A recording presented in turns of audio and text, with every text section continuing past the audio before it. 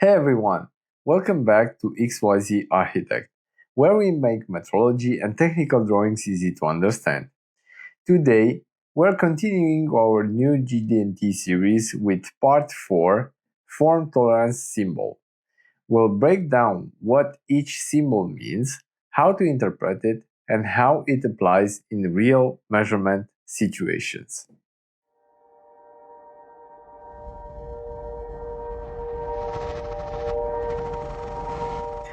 Form tolerances are the most basic types of geometric tolerances.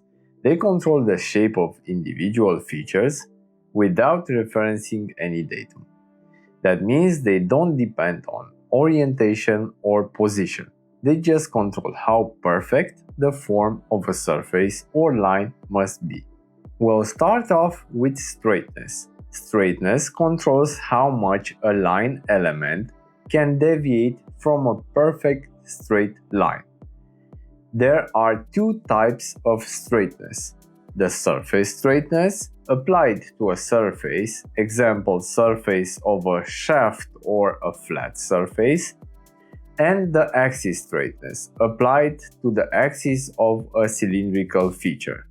If you have a shaft with a straightness tolerance of 0.06 mm, for example, that means the shaft axis must lie within a tolerance zone of 0.06 mm wide. If the example is, let's say, from the shaft's surface, then we have the tolerance of 0.1 mm like we can see in this example, and the tolerance zone is represented between two parallel lines. So how does the form of a non-straight surface look like?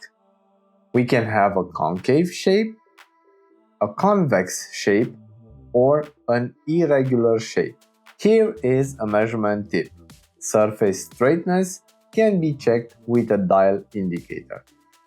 However, the axis straightness usually needs a roundness measurement with deviated axis analysis.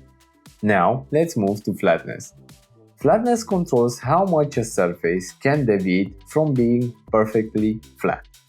It applies across an entire surface, and the tolerance zone is evaluated between two parallel planes spaced apart by the tolerance value. In our example, a flatness of 0.1 mm means that the surface must lie entirely within a zone of two planes 0.1 mm apart. Flatness represents the maximum distance measured from the calculated associated feature, the plane, and the measured one.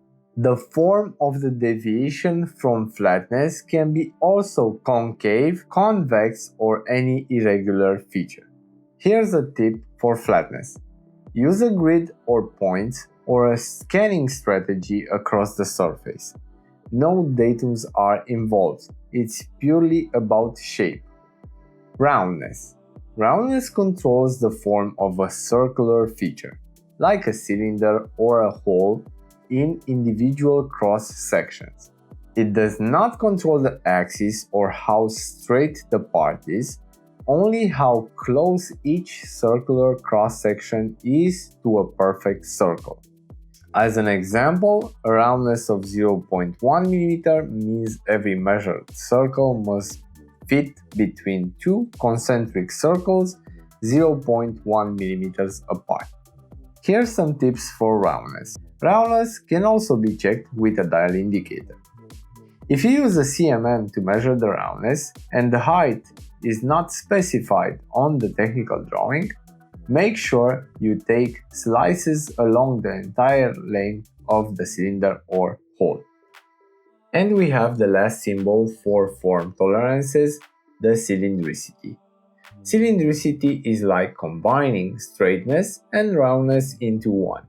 It controls the entire surface of a cylinder, both the circularity in cross sections and the straightness along the axis.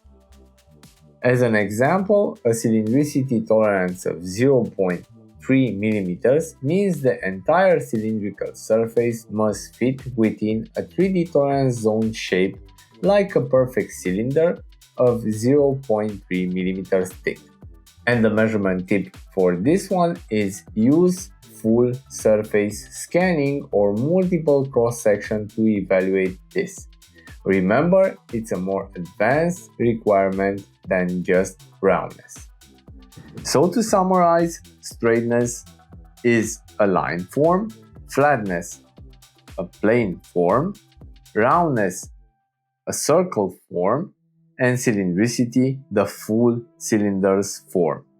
None of these use datums. They only control the shape of individual features. In the next part of the GD&T series, we'll dive into orientation tolerances like parallelism, perpendicularity, and angularity. If you found this video helpful, leave a like and subscribe for more.